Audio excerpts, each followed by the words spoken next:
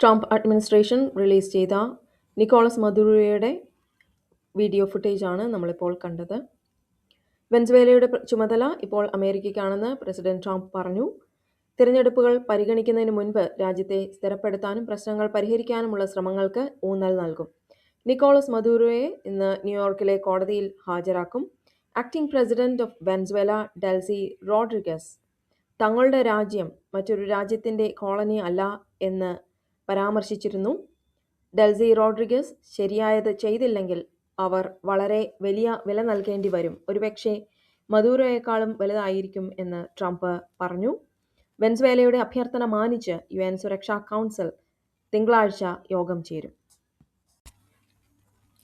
Colombian leader അമേരിക്കയിൽ cocaine വിൽക്കുന്നു, അദ്ദേഹം അത് അധികകാലം ചെയ്യാൻ പോകുന്നില്ല എന്ന് പ്രസിഡന്റ് ട്രംപ്. ലാറ്റിൻ അമേരിക്കൻ രാജ്യങ്ങളായ മെക്സിക്കോ, ക്യൂബ, കൊളംബിയ എന്നിവർക്കും US മുന്നറിയിപ്പ് നൽകുന്നു. ഇറാനിൽ പ്രക്ഷോഭം തടയാൻ ഓരോ പൗരനും പ്രതിമാസം $7 അലവൻസ് പ്രഖ്യാപിച്ചു. ഖമനിയെ റഷ്യയിലേക്ക് രക്ഷപ്പെടുമെന്ന് ചില ഇസ്രയേലി മാധ്യമങ്ങൾ റിപ്പോർട്ട് ചെയ്യുന്നു. റിപ്പോർട്ട് പറയുന്നതിൽ അനുസരിച്ച് 86-കാരനായ ഖമനിയും കുടുംബാംഗങ്ങളും സഹായികളും ഉൾപ്പെടെ 20 അടുത്ത ആളുകളും റഷ്യയിലേക്ക് രക്ഷപ്പെടാനുള്ള ചാൻസ് പറയുന്നു. ഗ്രീൻലൻഡ് ഭൂപടത്തിൽ US പതാക പതിപ്പിച്ച ട്രംപ് ഉപദേഷ്ടാവിന്റെ ഭാര്യയുടെ പോസ്റ്റ് ഡെൻമാർക്കിനെ പ്രകോപിപ്പിച്ചു. പ്രസിഡന്റ് ഡൊണാൾഡ് ട്രംപിന്റെ ഏറ്റവും സ്വാധീനമുള്ള സഹായിയുടെ ഭാര്യ US പതാകയുടെ നിറങ്ങളിൽ ഗ്രീൻലൻഡിനെ വരച്ച ഒരു സോഷ്യൽ മീഡിയ ചിത്രം പോസ്റ്റ് ചെയ്തതിനെ തുടർന്ന് ജനുവരി 4 ഞായറാഴ്ച ഡെൻമാർക്ക് തങ്ങളുടെ അതൃപ്തി അറിയിച്ചു.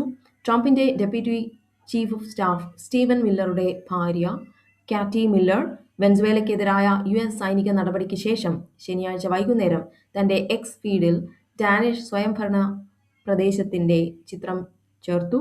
അവരുടെ പോസ്റ്റിന് മുകളിൽ ഉണ്ടായിരുന്ന ക്യാപ്ഷൻ സൂൺ എന്ന ഒറ്റ വേർഡ് ആയിരുന്നു. ഇന്ത്യ റഷ്യയിൽ നിന്ന് എണ്ണ ഇറക്കുമതി ചെയ്യുന്നത് തുടർന്നാൽ വാഷിംഗ്ടൺ ഇന്ത്യയ്ക്ക് മേലുള്ള ടാരിഫ് വർദ്ധിപ്പിക്കുമെന്ന് പറഞ്ഞുകൊണ്ട് US പ്രസിഡന്റ് ഡൊണാൾഡ് ട്രംപ് ഇന്ത്യയ്ക്ക് പുതിയ മുന്നറിയിപ്പ് നൽകി. 2026 ഇന്ത്യൻ പ്രീമിയർ ലീഗ് അഥവാ IPL-ൽ നിന്ന് ഫാസ്റ്റ് ബൗളർ മുസ്തഫിസുർ റഹ്മാനെ പുറത്താക്കാനുള്ള ഇന്ത്യൻ ക്രിക്കറ്റ് നിയന്ത്രണ ബോർഡിന്റെ BCCIയുടെ തീരുമാനത്തെ ബംഗ്ലാദേശ് യുവജന കായിക ഉപദേഷ്ടാവ് ആസിഫ് നസ്രുൾ അപലപിച്ചു. 2026 T20 ലോകകപ്പ് മത്സരങ്ങൾ ഇന്ത്യയിൽ കളിക്കരുത്, ശ്രീലങ്കയിൽ കളിക്കണമെന്ന് അദ്ദേഹം പറഞ്ഞു. BCCIയുടെ നിർദ്ദേശപ്രകാരം കൊൽക്കത്ത നൈറ്റ് റൈഡേഴ്സ് ശനിയാഴ്ച മുസ്തഫിസുർ റഹ്മാനെ വിട്ടയച്ചു.